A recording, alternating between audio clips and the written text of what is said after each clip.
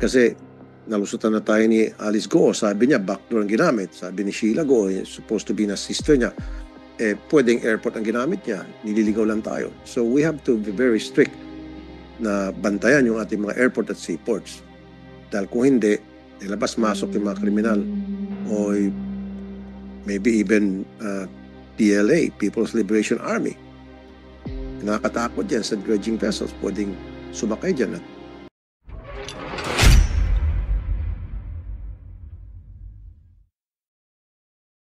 Thank you, Committee Secretary. In today's hearing, we will discuss the vulnerability of our borders, airport and seaport, at the routes that the smugglers, human traffickers, and others would use or using right now to go in and out of the country or escape. And sometimes our country, especially those fugitives who are evading arrest, just like what happened with Alice Go. So, pag-usapan natin, ano yung mga gagawin natin para mapalakas ang ating mga borders, excuse me, which is very important in this today's hearing. But before we proceed, I'll show you a video, Comsec.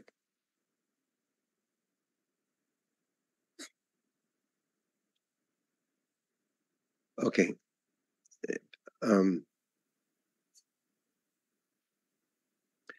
Yung video makita nyo, ito yung... Starting with the lower deck, which is where most of the action happens. It's where the crew brings the fish on board once they're in the net. The lower deck also holds one speedboat, a skiff boat, and the net, which is underneath a red cover here. I have the mid deck, which holds two more speedboats, controls for the cranes, and a bunch of supplies such as salt for the fish holds or materials to make pile, aka rafts. After that, you have the upper deck, which is where the bridge is, as well as our parts room for the helicopter. And then finally, all the way up top is the heli deck.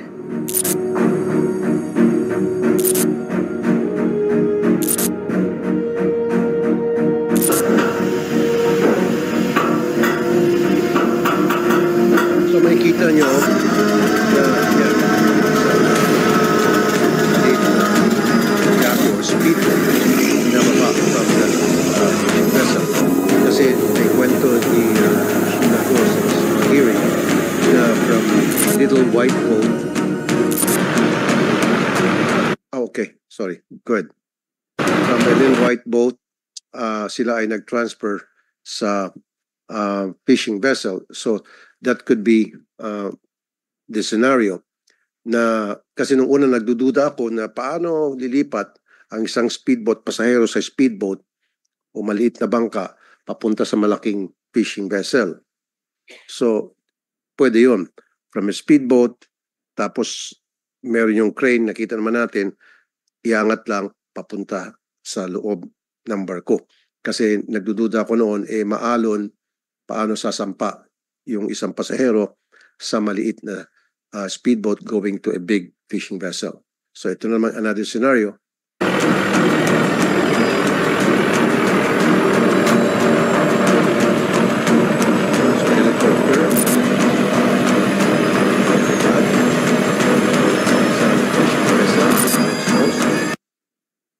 Yeah. So maraming pamamaraan na para makatakas yung mga taong gustong tumakas ng bansa for one reason or another. And dito, kailangan natin palakasin ang trabaho ng ating mga Coast Guard, Marina, sa nakita naman natin kanina. Now, nandito ba natin Philippine Coast Guard? Good afternoon, sir. You're Captain Oliver Estanseco. Okay. Doon sa nakita mong video, Captain Tanseco, yan ba ay may idea na kayo na ginagamit ng mga taong patakas? Yan yung pwedeng ginamit nila para makalabas ng bansa. Are you aware of that scenarios? Thank you, Senator Tulfo, sir. Attorney Tanseco po, IDMS, Philippine Coast Guard. Yes, sir. Yes, sir. Doon po sa pinakita mo, that's a typical tuna fishing vessel po. Medyo may kalakihan po siya. Yung nakita mo po na binababa yung kanyang speedboat, pwede po yun. Ang hindi ko lang Pwedeng po ibaba, pwedeng itaas po. itaas. That's normally how you launch a smaller boat to service your bigger boat. The only problem with that, Your Honor, is that when we do that, that's unsafe. So normally, you don't put people on board a small yacht during hoisting because these are basically just crane, a small hook holding the weight of the vessel while it's being hoisted. Now, can that be done to transfer people? Yes, but very seldom because it's unsafe. What we normally do, even if it's a big vessel, if you have a small boat, you want to bring people on board a bigger boat, like the case of statement of Sheila Guo. She said they were able to get on board a big white boat with nets from a small boat. We can do that, Your Honor, because normally, even at sea, what the pilot or the master of the big vessel will do is to give the leeway side. Meaning, pag maalon po, the side that is the leeway, meaning against the current, will be provided for the small boat. Then, there'll be, if it's a big vessel, there'll be gangway just above the level of the water, or maybe a pilot ladder for them to come on board. That's normally the practice, Your Honor. Your next question is, are we aware of this one? Yes, it's a possibility, Your Honor. That's why we have, since the last investigation, we have beefed up our measures to strengthen security, not only on conventional port, meaning those ports that we have CIQS, meaning the custom immigration and quarantine, because there's a possibility that yachts, pleasure yachts like this one, which is right now, Your Honor, our inspection, our authority to make sure that every vessels that depart from this private port catering to private pleasure yacht, medyo limited po, Your Honor. Doon po sa mga commercial, meaning passenger liner or cargo, doon po, we assure you, Your Honor, meron po tayong team of CIQ, meaning Custom Immigration Quarantine and the Coast Guard. Kaya nga po during the statement of Sila, he said, small boat, because Your Honor, they could have departed not on the port itself, pwede pong beach resort lang, meaning coastal area. Or in the statement of Alice Guo, Your Honor, he mentioned getting aboard a pleasure yacht, yate po, somewhere in Manila. Possible din po yun because like I said, Your Honor, right now po, limited po yung ating inspection of all vessels going in and out of private yacht club or marinas. Thank you, Your Honor. Okay. Yesterday's hearing na discuss yung dredging vessels at wala dito yung immigration, so the immigration will have the opportunity to answer some of the questions pertaining to the dredging vessels na nababalitaan ko dyan naglabas-masok ang mga Chinese nationals kasi itong mga dredging vessels na ito they're mostly Chinese vessels. Now, immigration, customs and immigration and quarantine, if you're all here, run me through yung proseso pag dumating po ang isang Chinese dredging vessels. Paano po yung protocol? Maybe who would like to answer first? The immigration? From the Bureau of Immigration? Do we have someone? You're from the Bureau of Immigration. What's your name po? Good morning, Mr. Chair. I'm Michelle Tadeo. I'm the Deputy Chief for Operations of the Bay Service Section of the Bureau. Okay. So for dredger vessels, Mr. Chair, the Bureau of Immigration receives a notice of arrival from the agent of the vessel. It's we usually receive this notice 24 hours upon the vessel's arrival in Manila, or 48 hours 48. prior to its arrival in our field office. How is it being sent? Cell phone, Viber? This is sent by way, personally by the agent, or by way of electronic mail. Mr. Electronic Chair. mail. Okay. So that's like 48 hours ahead. Ahead of time, Okay. Mr. Chair. And then? So the chief of the Bay Service Section assigns immigration boarding officers to conduct arrival formalities together with quarantine authorities and customs authorities. So paano nyo malalaman na yung barko na humingi ng permiso na pumasok dito from another country ay nandyan na o malapit na? In the notice of arrival, there is an estimated time of arrival, date and time of arrival There's an there. estimated time in Your arrival. Honor. So alam ba nilagay Monday, dating kami dyan, Monday ng 9 o'clock ng gabi. Okay? Tapos, sige po. Pagdating ng Monday 9 o'clock ng gabi, abangan nyo. Yes, before its arrival, the agent coordinates with CIQ na po as to the time and place where we will meet up. Okay. So sinasabi din doon sa hiningin permiso kung saan siya dadaong at anong oras. Yes, So in this Your case, Honor. just an example, sasabihin Monday, darating ako dyan sa Manila Bay, ganitong location at 9 p.m. So anong oras kayo pupunta? Pagdating ng Monday, pupuntahan niyo yung barko. Usually, sir, an hour before the An hour. arrival, nandun na po kami. Abangan or nyo. 30. Yes. At hindi naman Your to Honor. dadaong sa pantara, no? Sa ano to? Sa gitna, sa dagat, tapos sasampahan nyo. Yes, Your Honor. Paano kung imbis na 9 o'clock ng gabi ang dating niya, dumating pala siya ng tanghali? Nina-notify din po kami ng Paano kung hindi sila agent, sir. nag-notify? Na tatrack po namin using marine, the app. Very good. Yung mga free na marine tracking So app. wala silang lusot doon. Yes, Okay, Your wala na Honor. akong problema dyan. So, say dumating siya exacto 9 p.m. at nandun ni kayo exacto, nagkasalubong. Paano yung sistema? So the procedure, Your Honor, is the quarantine medical authorities boards the vessel first. Mhm.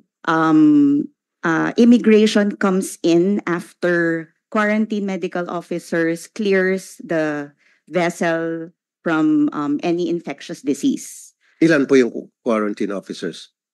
Usually- Officers. Medical doctor usually isa Medical. po or dalawa. Isa or Opo, dalawa, mga okay. doktor po. So after na magawa ng medical doctor, part of the quarantine Mhm. group, dalawa, bababa na siya at aakyat yung taga Bureau of Customs. Immigration and Immigration. Customs po. Ilan So pong sabay po kami ng sabay. Ilan pong umaakyat. taga-immigration? Usually isa po or Isa. dalawa. Isa or dalawa. Yes. And then Your ilan po Honor. taga-customs? Isa or dalawa din po. Okay. So sabihin na lang natin 4. Okay. Now, anong ginagawa niyo pagdating niyo na doon sa barko, pagdating na sa taas ng barko? Anong sistema ng pag-process doon sa barko? So we conduct the arrival boarding formalities with the master of the ship. Okay. And usually ang kasama po ng master is the chief mate. Mhm. So we inspect the travel documents po, Okay.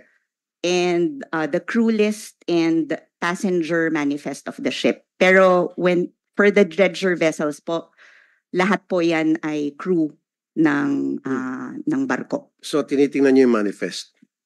After Yes, na Your makita niyo yung Honor. manifest, nakita niyo yung mga papeles, ano susunod? Nakita niyo maayos yung papeles at mukhang okay naman yung manifest, anong sunod po na gagawin ng Customs and Immigration? So customs performs their arrival formalities na po Which is, after immigration ano po yung arrival formalities? ng customs, Your Honor. Okay, mamaya na sa Customs. Immigration kasi taga-immigration ka pala. Mhm. So after na magawa ng Customs yung trabaho nila, ano naman po yung gagawing trabaho ng immigration? So for immigration, sir, we determine kung may plans ng crew change Mhm. ang vessel, Okay, kung meron pong i-repatriate na Okay. crew. okay. So kailangan po may proper visa po yung mga crew na to. Usually they secure the 9C visa Okay. from our how do consulate you do it? overseas. Na yung nasa manifest sa harap nyo and then may mga passport dyan. Kung Yes, Your pwedeng Honor. sabihin natin 20 na passport, which means 20 na crew members. So ibabangga nyo doon sa manifest yung mga passport na hawak niyo. How about Yes, the Your Honor. people, the crew? We muster in the crew, sir. Ano yung pinapapila nyo? Yes, Your Honor. Nakapila sila. Okay. After that, After that, we remind the captain that any disembarking, if they intend to request for repatriation of crew, they should notify immigration so that immigration can issue the proper clearance documents for the repatriation po ng crew. Or if they have joining crew coming from the airport, the master should also notify immigration, Your Honor. okay. Sige. Customs muna. Bago balikan ko yung immigration. Saan yung customs? Good morning, Your Honor. Attorney Julito Doria, anong position niyo po sa Bureau of Customs? Ako po yung DepCol for Operations sa POM, Your Honor. Okay, nasabi na po ng Bureau of Immigration yung trabaho nila pagkatapos mag-board ng isang dredging vessel Yes, Your from, Honor. say, China. Ano naman po yung papel niya pagdating niyo po dun sa loob ng barko, sir? Okay, yung mga boarding inspectors po natin, Your Honor, mag-conduct po ng boarding formalities, and they would request for a hard copy of the manifest. So manifest ng goods. So usually po pag mga dredger po, Your Honor, wala pong laman yan. So nilalagay lang po ng nil cargo. So pagkatapos mo nun, i-clear na lang po ng customs yung kasi sa goods lang naman yung usual na concern po ng customs. Okay na yun.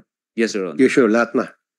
Yes, Your Honor. Susunod na po doon kung magbabayad po sila ng duties and taxes, ibang process na rin po nun, Your Honor. Kung magbabayad sila ng duties and taxes. Yes. So how would you know whether a crew or some of the crew needs to pay taxes, duties and taxes?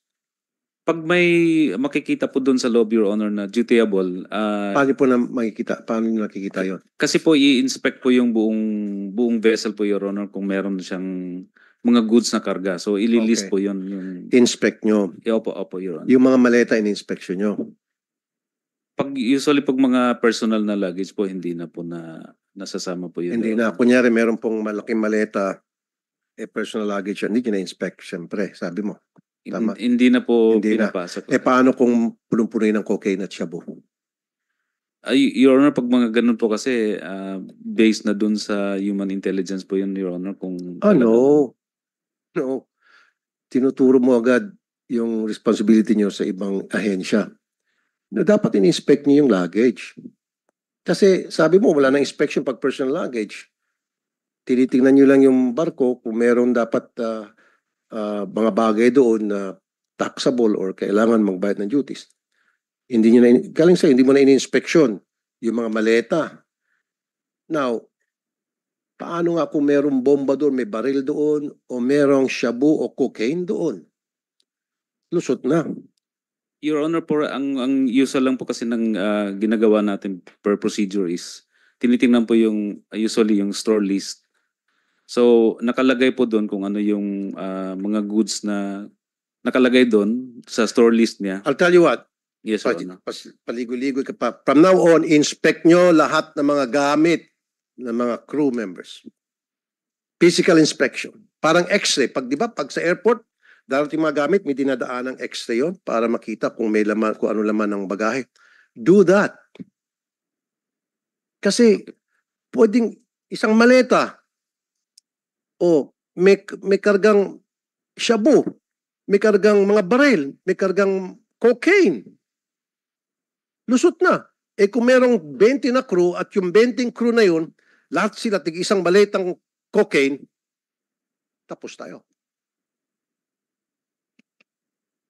Yes, From po. now on, kailangan inspect lahat ng personal baggage ng bawat crew member. I Yes, want sir. you to do that. Okay? Yes, Your Honor. Nandito pa yung DOTR? DOTR, I would like you to coordinate with the Department of Justice kasi under sila sa DOJ. Coordinate with Secretary Boying Rimulya para masiguro na susundin nila itong direktiba ko. Okay. Kaya pala nagkalat itong mga cocaine shabu dito sa Pilipinas. Ayan na. Makakalusot. Kung 50 crew tapos 50 maleta, kinargahan ng cocaine, kinargahan ng shabu, o di ilang kilos din yan. Daan-daang kilo na yun. Okay, next. Immigration. So paano niyo po na-account yung mga pasahero? Pinapapilan niyo? Tinatawag niyo sila, pila kayo dito, gano'n? Yes, Your Honor. Okay. Ano yun? Pipila sila sa harap ninyo? Saan banda doon? Usually sa master's deck. May Master's deck po na ina-assign So ng nag-aantay master ka doon for sa that. master's deck, tapos sabihin yung kapitan, tawag lahat ng mga crew nyo. Tama? Yes, Your Nakantay Honor, ka we doon sa muster master deck. in all the Okay. crew. So darating yung isa-isa, yung crew members, tapos bibilangin nyo, susulat nyo sa papel, titingnan nyo yung mga pangalan, ibabangga nyo sa manifest, and then doon sa passport. Correct, Your Honor. Pag nakita nyo na tumutugmay na sa manifest, sa passport, saka yung physical, yung visual nakita nyo, they were physically there, alis na kayo. Yes, Your Honor. Ang daming butas. So you don't do physical inspection. Paano kung may nagtago doon sa engine room? Ang dideklara lang 20 o 20 kaming crew. And then yung pala may 50 ang nagtago doon sa engine room. Lusot sila.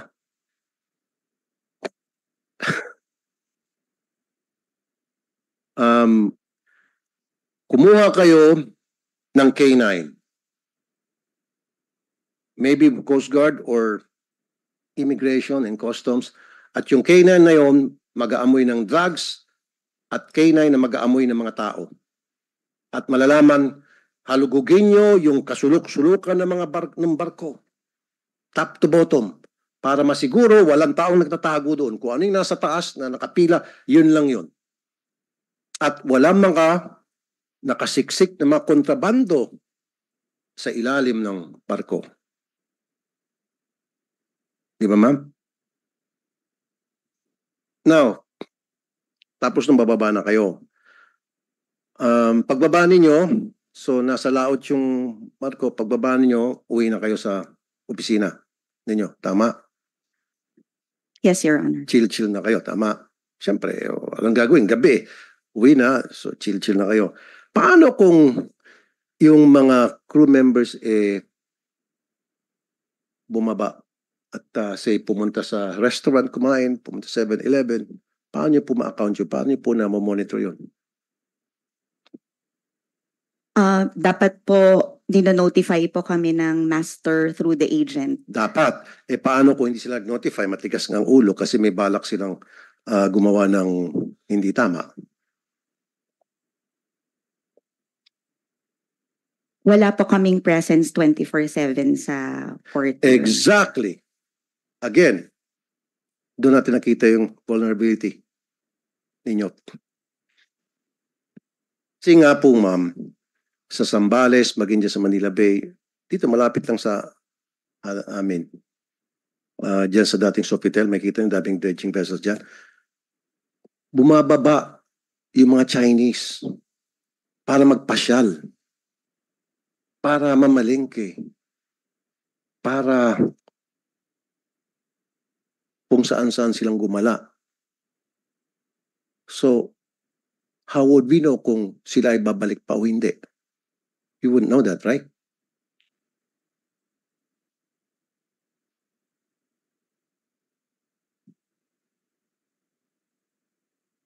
Your Honor, usually nalalaman na lang po namin kapag magde-depart na yung barko. Kasi ang minomonitor po namin is yung crew changes.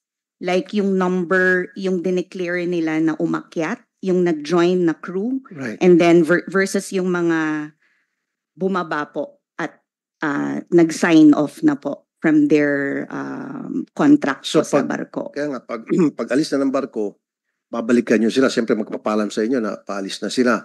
So, akyat Mhm. ulit kayo, babanggay nyo dun sa records na meron kayo, hawak nyo from the time when they arrived, and Yes, then now Your they're Honor. departing. Mhm. So, magkakaroon ulit ng head counts. Yes, Your Honor. Doon po namin na monitor kung ah, tama ho, kung consistent yung number of crew na na-record po namin sa office namin doon sa paalis na crew ng barko. Wala kayong way na para siguraduhin yung hawak nilang passport ay legit. Alam Sila pa rin yun. yung pagdating po sa pagtingin ng passport, we would know po if it's genuine or not. Okay. Kasi trained po yung mga immigration officers namin to do that. Very good. And we also ensure that the passport, the person in front of us is the owner of the passport. So we also have capability of Nice. determining kung impostor po ang Okay. kaharap namin. So, umakyat ulit kayo, siguro immigration na, wala na yung customs, di ba? Paalis na eh. Chinek nyo yung records na sinabit sa inyo nung dumating sila and then ngayon paalis sila, ibabangga nyo yung nakikita nyo sa harap ninyo, yung sa manifest, ibabangga nyo yun, pati yung mga passport and then the numbers of passengers versus the passport, kanon. After that, alis na kayo, bigyan nyo ng clearance na alis. Yes, Your Honor. So, alimbawa, 20 yung pasahero, yung crew, nung dumating, and then akyat kayo, binilang nyo 1, 2, 3, 4, 5, 6, 7, 8, 9, 10, 20. 20 paalis, tumutugma, larga na. Yes, Your Honor. Paano kung pag-alis ng barko, hindi lang pala 20, kundi 40 na ang sakay noon? At kasama dun, at yung 20 na sakay doon, ay mga kriminal sa Pogo na may mga tinatakasan na kaso rito or any criminals for that matter. Sumampa doon, sumakay doon sa barkong yon para makatakas na. So, wala kayong capability na para malaman nyo. We conduct a derogatory checking, Your Honor. When you say derogatory checking, For all arriving and departing crew. ano nga po yung and derogatory passengers. checking? Kung meron po silang whole departure order or alert lists coming from intelligence agencies, Your No, Honor. that's not what I meant. Ang ibig sabihin, wala pala kayong ginagawang physical inspection. Every day, Your Honor, sa barko. Hindi, yung paalis na, pag umalis na yung barko, wala kayong ginagawang inspection. We do, Your Honor. Physical inspection. Yes, Your Honor. Hinahalughog nyo yung barko? That admittedly, Your Honor, hindi po namin nagagawa. Yung paghalughog sa lahat ng parts ng barko. Exactly. Yan nga sinabi ko. Kung 20 yung crew na dumating, yun yung bilang ninyo, and then pag alis, binilang nyo 20 pa rin yung paalis, clear yung mga documents, larga na. Paano nga kung yung 20 na crew kinargahan? Or ibig sabihin, yung barko na papaalis na 20 yung crew ni register nung parating, pag alis, naging 40 na kasi, pero yung 20 ay tumago na sa kasuluk-sulukan ng barko. At yun ay mga kriminal na patakas. You won't have the capability to know that. So anong plano para maayos itong problema, itong mga butas na nakita natin ngayon? How would you go about addressing it, ma'am?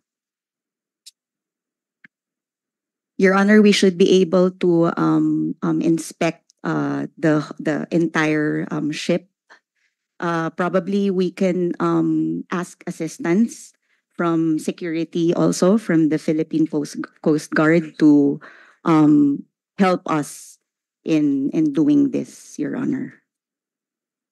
So, ang daming dumarating na Chinese vessels.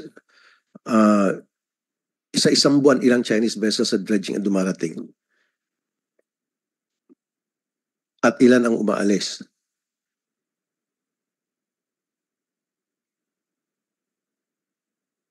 Wala po kaming data ngayon, Your Honor, pero dati usually sa isang buwan, siguro 2 or 3. That was last year po. So base For doon sa previous kwentuhan years. natin, at nakita natin yung butas, yung kahinaan ng sistema sa pag-inspect. Yan siguro ang dahilan kung bakit, isa sa mga dahilan kung bakit nagkalat ang mga droga dito. Isang dahilan siguro kung bakit ang dami mga taga-Pogo rito, mga Chinese na nagtatrabaho sa Pogo na hindi registered. Or yung mga Pogo na may kaso rito, gumawa ng krimen, nag-torture, nag-kidnap ng kapwa nilang Pogo worker, pwede palang tumakas doon sa barko na yun, sa mga dredging vessels na yun. So, Philippine Coast Guard, hihingi daw sila ng tulong sa inyo. So, anong klaseng tulong may ibigay nyo para matakpan yung butas, dadad ng butas yung kanilang sistema? Thank you, Mr. Chair. Doon po sa discussion about yung CIQ, meron pong isa pang component yon. Yun yung sir. Yun yung security. Now, yung security po, ang role ng Coast Guard is part po ng aming mandate as far as port state control is concerned. Your Honor, signatory po tayo sa SOLAS Convention. Doon po sa SOLAS Convention, meron pong ISPS Code, Your Honor. Yung ISPS Code, Your Honor, is the International Ship Security for Port and Ships Facilities. Meaning, kasama po doon yung inspection na ginagawa ng Coast Guard kung ang barko po, Your Honor, during the CIQS inspection doon sa vessel before it enters our port, bago pa po yan dumikit, chinecheck po ng Coast Guard yung mga bagay na may kinalaman po sa safety ng crew at saka ng vessel. Doon pong nagkakaroon ng konting inspection po na ginagawa ang Coast Guard. Konti, Opo. not thorough. Iba kasi yung thorough, iba yung konti. Kasi po, Your Honor, kung gusto man namin na matagalan, ang per ora po kasi ng barko para po from yan po ay pilot area, hanggang makarating sa port po para dumikit, mabilisan po talaga, Your Honor. That's international practice po talaga. Kasi po kailangan ibaba ang pasahero if it's a passenger vessel, cargo has to be unloaded and new cargos have to be loaded. Mabilisan po talaga. Imagine nyo po, Your Honor, a 30,000 gross tonnage sa isang barko.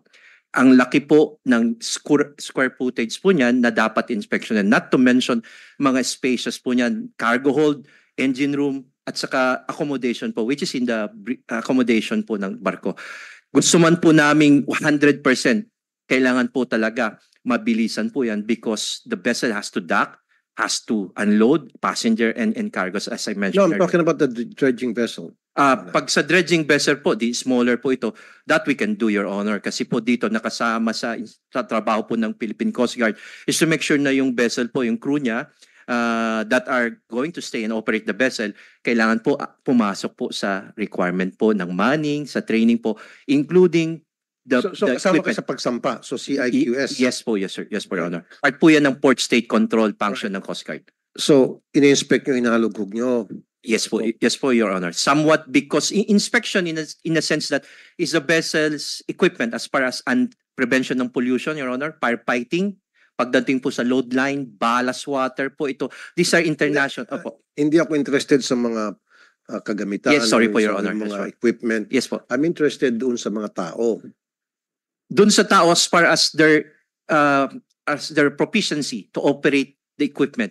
Kung ang nakalagay sa kanya sa crew manifest niya Hindi, po. kasi ang pinag-usapan natin, di ba ko naintindihan sa human trafficking Opo, sir. issue na ito. So, hindi nyo po, sinabi ng immigration, sinabi na po ng customs.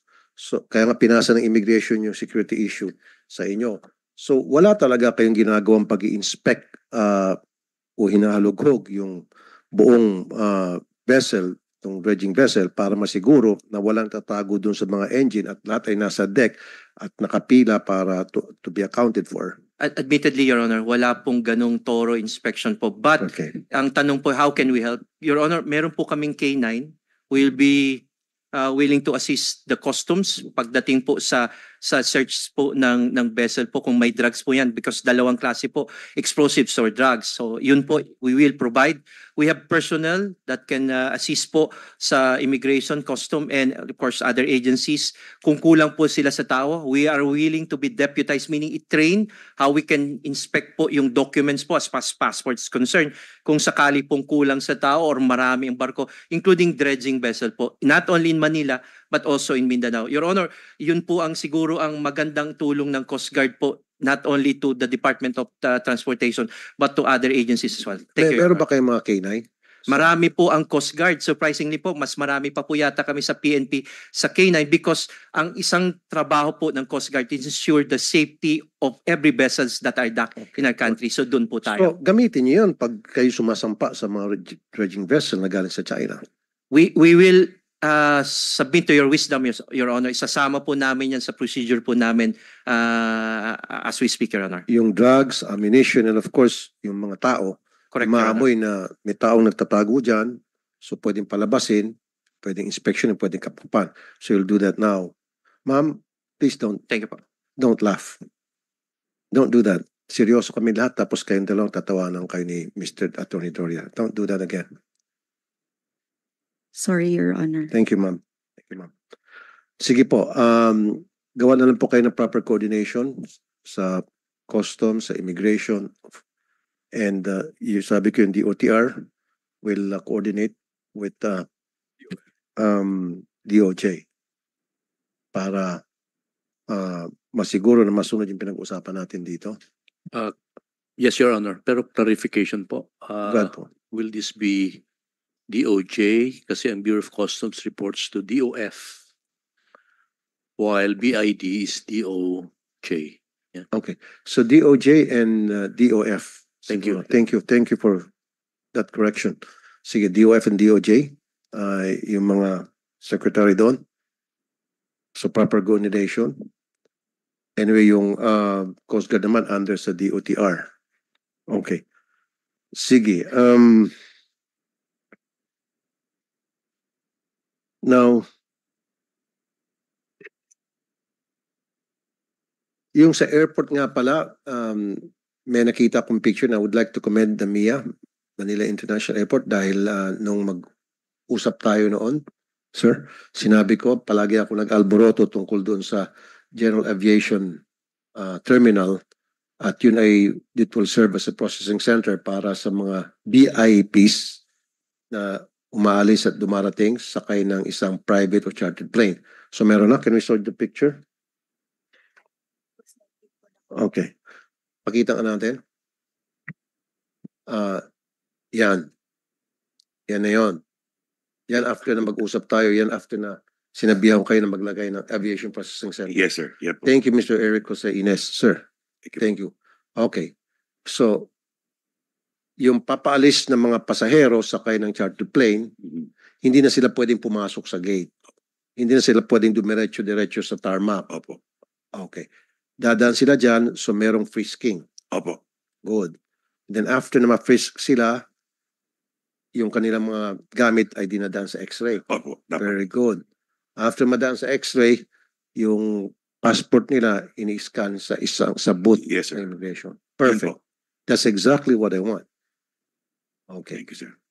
And kailan po nangyari yan?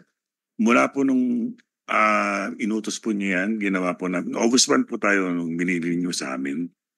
Nagawa po namin agad na inayos na lang po namin yung office po. Yung sa Terminal 4, yung binanggit ko po sa inyo last time. Pagkatapos po, nakita po namin yung mga dapat na ayusin na gamit. So, inayos po namin. So, by the end of August po, naka-ready na po yun. However, nakita po namin yung ibang mga pagkukulang na until now, meron pa po nakikita na ayusin po. Hanggang bukas po yun.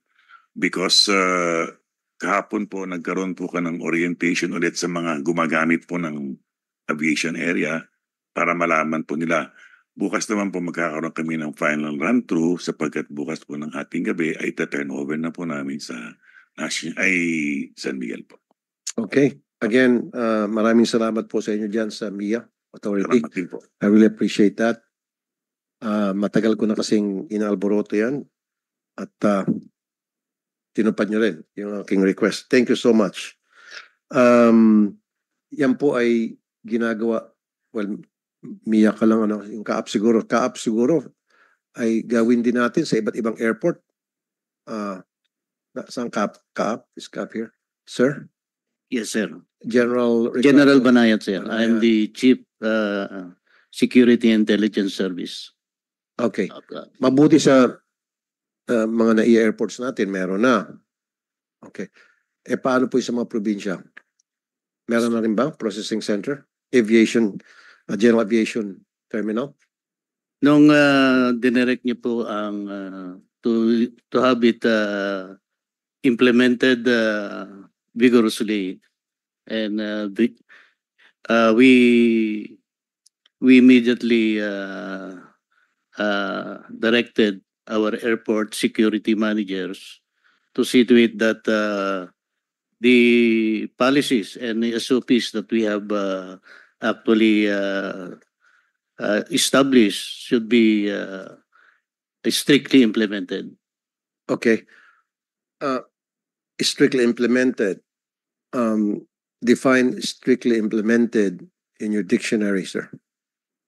Sir, ang ibig sabihin yung mga procedures na dapat nakalagay sa mga halimbawa sa mga access areas. Sorry, sir, nagagawa. nahirapan po kayo, General. Paiksing ko na lang. Meron ba kayong general aviation terminal tulad ng ginawa ng MIA dito sa mga NAIA airport natin? Wala po tayong GenAb areas. So walang processing center para doon sa mga pasahero ng mga chartered Doon po flights pa rin palabas po. ng bansa? Wala. Doon po pa rin po sa passenger terminal ang processing. Pinoprocess. Doon po dumadaan ang mga pasahero. So kapag merong chartered flight sa Cebu, and then lilipad kung saan man bansa, ipoprocess sa regular terminal, Cebu International Airport? I don't think so. Sir, I have with me the air traffic service chief. Sige po, pwede There mo. is a process that we na-establish dyan. For clarity, may I request Sige po. our ATS chief to explain it. Sige po. Thank you, sir. Sana po yung ATS chief po ninyo. Miss Marlene Singson, Your Honor. Ma'am, magandang umaga po, ma'am.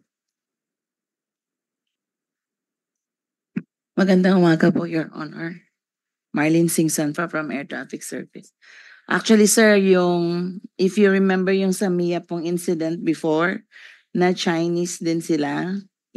Immediately after that, we strengthened our process doon sa processing ng flight plan. Naglagay po tayo ng layers of security. Kaya po yung mga flight plans na pinaprocess namin, we make sure na naka-attach na po yung sa PNP clearance, particularly PNP ABSEU. We also have the clearance from CIQ, sir. And nandun na rin po yung process ng boarding. As to yung usage of the terminal, hindi po siya, sir, nakahiwalay sa commercial, sa CAAP-operated airports po na may mga GenAb. Hindi naman po sila din ganun kadami. Meron pong process na ang nag-i-implement are the airport managers together with the airport security and the CSIS group ng CAAP, sir, sa mga CAAP-operated airports. May designated area po where they process the general aviation passengers. Doon mismo po sa passenger terminal. Ang naging directive po kasi ni Captain Tamayo, our Director General, is to allocate a certain portion of the terminal building in processing GenAb passengers. So yun po siya mismo, sir. Nakapasok lang po siya doon. Is this implemented, ma'am? Ano to, sir, although in ano po siya, sir, in tranches, yun pong hindi siya agad-agad ng salahatan. Mhm. Some airports ready for that, in-implement na po siya kagad. Like for example, So how Bicol, many airports Bicol do we have? Airport. We actually have 80 plus, sir. So ilan po ang international doon? Ang international naman, sir, ay operated by other GOCCs kasi. So that's not part of ano po. Like Clark, Mactan, meron po silang sarili nilang process. Pero yun po yung directive for these airports to provide facilitation for GenAb So passengers. pag yung mga Clark, tapos Subic, hindi nyo nahawak yon? Yung Subic, sir, kasama po yun sa process. Pero yung ibig ko pong sabihin, yung sa mga flight plan, sir, kasama sila sa process. But as to the utilization of the terminal buildings that other GOCCs are operating, sila po yung nagde-decide kung saan nila i-designate yung area. So in other words, hindi po lahat ng mga airport ay merong processing center. Tulad na nabanggit nyo sa Cebu, sabi nyo, meron. Diba? Kung ano yung prosesong dinadaanan ng mga commercial flight passengers, yun din ang dadaanan ng mga pasahero sa mga chartered flights. Tama? Pero sabi mo, hindi sa lahat ng airport nangyari yon. Kasi sabi mo, depende sa GOCCs na may hawak. Ang ibig ko pong sabihin, sir, is yung pong malalaking airports na to, nag-allocate na talaga sila ng space for this GenAb. But it's not under CAAP. It's under MCIAA or LIPAD for yung or siya, kung sino po yung nag-ooperate ng airport. Kasi itong process na to, sir, is Okay. sa airport management operations. Sige, ABSICOM na lang siguro. Meron ba tayong ABSICOM dito?